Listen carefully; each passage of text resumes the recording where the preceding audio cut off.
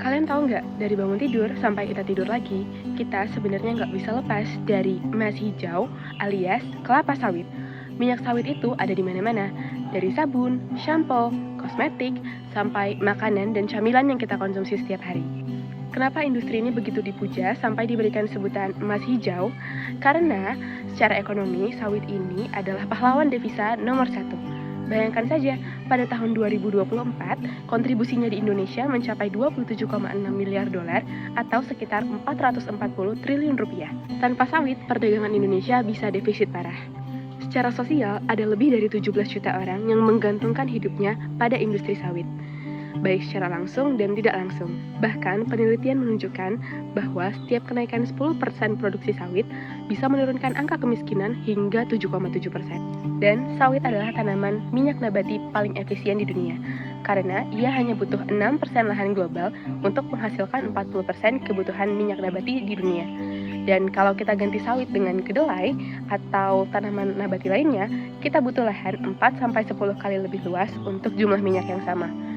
Singkatnya, sawit itu bukan hanya komoditas biasa, ini merupakan tulang punggung ekonomi Indonesia.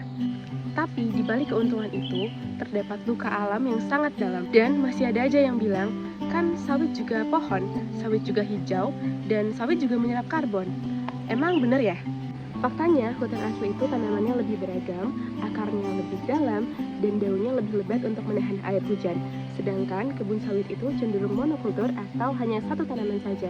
Karena satu pohon sawit dewasa itu butuh air yang sangat banyak, sekitar 140 sampai 285 liter air setiap harinya.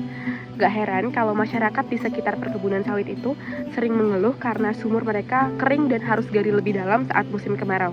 Yang paling parah, ketika membuka lahan sawit baru biasanya terjadi deforestasi yang menyebabkan defisit karbon. Bahkan habitat satwa nasional seperti gajah, harimau, dan orangutan hancur dan memaksa mereka masuk ke dalam permukiman dan berakhir tragis. Lalu, apa yang harus kita lakukan sebagai perencana dalam menghadapi dilema ini? Karena sawit tidak boleh dihilangkan, tapi kita juga tidak boleh abai akibat dampak ekologis yang ditimbulkan. Sehingga jawabannya ada pada tata kelola. Pertama, kita perlu atur dengan tegas di mana sawit boleh dan tidak boleh ditanam. Aturan tata ruang wilayah atau RT/RW harus jelas melarang pembukaan lahan di kawasan gambut. Karena gambut menyimpan karbon dalam jumlah yang sangat besar, dan begitu dibakar atau dikeringkan, emisinya bisa setara dengan ribuan tahun aktivitas sebuah industri. Lebih dari itu, kita juga perlu teknologi pemetaan yang dapat memprediksi kemana sawit akan berkembang di masa depan. Contohnya menggunakan teknologi seperti land use sim untuk memprediksi kebutuhan lahan hingga tahun 2037 dan memastikan ekspansi hanya terjadi di area yang secara hukum boleh dikonversi atau HPK. Secara non-spasial, kita harus memberikan solusi di mana fokus kita bukan lagi ekspansi tapi intensifikasi lewat program seperti Peremajaan Sawit Rakyat atau PSR.